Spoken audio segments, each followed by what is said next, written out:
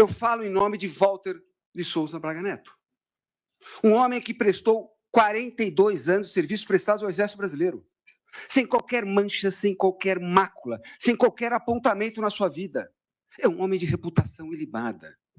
E eu quero dizer a Vossa Excelência, com o máximo respeito ao eminente Procurador-Geral da República, que a denúncia que foi apresentada contra o general não irá manchar a sua reputação. Eu ouvi atentamente a fala do Procurador-Geral da República. Ele não apontou uma única fala, uma única frase que imputasse alguma coisa, individualizasse alguma conduta criminosa contra o general Braga Neto. E não fez não por inépcia do Ministério Público, mas não fez porque não tem absolutamente nada. Eu quero dizer a Vossas Excelências que Braga Neto não teve qualquer participação, qualquer relação com os fatos de 8 de janeiro. O colaborador Cid, que mente, e mente muito, apresenta um vídeo naquela oportunidade para falar o link do general Braga Neto com os manifestantes do quartéis. Esse vídeo era de outra coisa. Esse vídeo era de um encontro no Palácio da Alvorada com 6 pessoas, não tinha nenhuma relação com as manifestações do quartéis. Isso ficou, evidentemente, depois até a própria denúncia faz esse reparo. Quero dizer a Vossas Excelências que Braga Neto não participou da elaboração de qualquer plano que atentasse contra o Estado Democrático de Direito, que atentasse contra a vida de um presidente da República, de um vice-presidente da República e do eminente relator. Braga Neto é inocente. A defesa pede, evidentemente, a rejeição da denúncia. Mas caso ela seja recebida hoje, nesta tarde, a defesa não tem dúvida que durante a instrução criminal, com a oitiva das testemunhas de acusação, com as testemunhas de defesa e com os esclarecimentos de Braga Neto, porque, eminente ministro Flávio Dino, Vossa Excelência acha razoável que, num caso dessa magnitude, a polícia não queira ouvir, não quis ouvir o general Braga Neto, que o Ministério Público não quis ouvir o general Braga Neto?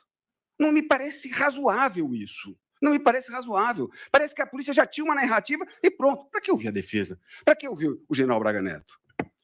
E eu quero dizer a Vossa Excelência, corroborando até o que o meu querido amigo Celso Villard falou, a defesa não está na mesma situação que a acusação.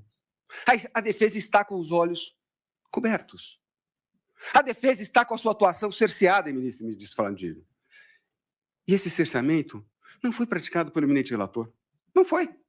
Isso precisa ser dito da tribuna. A forma pulverizada como a Polícia Federal comandou as investigações, eminente ministra Carmen Lúcia, ela despejou nesse processo mais de 115 mil páginas. Nós estamos falando com 2.000 gigabytes de documentos. Nós estamos falando, quando foi oferecida a denúncia, de 15 procedimentos relacionados com a peça exordial. Isso foi feito de maneira organizada? Evidentemente que não. Ela foi despejada de uma forma que a defesa não teve a menor condição de analisar o que foi produzido. Este caso, eminente presidente Zanin, nós temos os melhores momentos separados pela polícia, com a anuência do Ministério Público, mas não foi dado acesso à defesa para que ela também selecionasse os seus melhores momentos. Não, a defesa não precisa ter os melhores momentos. A polícia vai, despeja, é o documento dump, e a defesa não teve acesso. Eu não tive acesso, eminente ministro Flávio Dino, ao que foi apreendido na casa do general Braga Neto. Eu não sei o conteúdo do computador do general Braga Neto. Eu não tenho o telefone, o acesso às mensagens do telefone do general Braga Neto. Como é que eu posso exercer o direito de defesa, ministra Carmen Lúcia? Como é que eu posso mostrar a Vossa Excelência que mensagem X ou Y refuta o que foi dito na denúncia? Eu não tenho como. Não me parece razoável que essa defesa tivesse acesso ao conteúdo do celular. Não teve. A Operação Tempos Militares não tem o relatório do que foi apreendido com o meu cliente. Portanto, a defesa está, sim, sem o direito de poder selecionar os seus melhores momentos. E num caso dessa magnitude, que muitos dizem que é o julgamento mais importante do Supremo Tribunal Federal, não pode ter nenhuma mácula, não pode ter nenhuma mancha. A defesa tem que ter acesso a tudo. A Constituição diz isso. E uma última questão do cerceamento de defesa, que nós mencionamos na nossa peça, é nós pedimos acesso integral ao procedimento da colaboração premiada na Procuradoria-Geral da República. O eminente relator entendeu que não era o caso de nós termos acesso, nós divergimos desse entendimento, respeitamos, mas divergimos, entendemos que a defesa tem que ter acesso a tudo. E a colaboração premiada do coronel Mauro Cid. Ela não pode ficar em pé. Ela não pode ficar em pé. Evidentemente que é por isso que o eminente advogado que usou a tribuna aqui para fazer a sua defesa não se alongou. Essa delação não fica em pé. Essa delação, ela não diz a verdade. Ela tem que ser anulada por 4 motivos. O primeiro, que é um acordo celebrado entre polícia e colaborador, sem anuência do Ministério Público. Sem anuência do Ministério Público. Então, o PGR foi contrário à celebração desse acordo. Mas o eminente relator entendeu que era caso, sim, de homologar este acordo. Há um julgado do plenário do Supremo Tribunal Federal que pontua a relevância, a importância da anuência do Ministério Público no acordo de colaboração premiada. Posso continuar? Pois não, doutor José Luiz. Celebrado entre a Polícia Judiciária e o colaborador. Então, esse é o primeiro motivo. E o segundo motivo, presidente Zanin, é a voluntariedade. Neste caso, não existiu a voluntariedade. E quem diz isso? O delator. O delator disse que não, que foi coagido. O delator disse que foi coagido pela Polícia Federal. Isso está nos autos.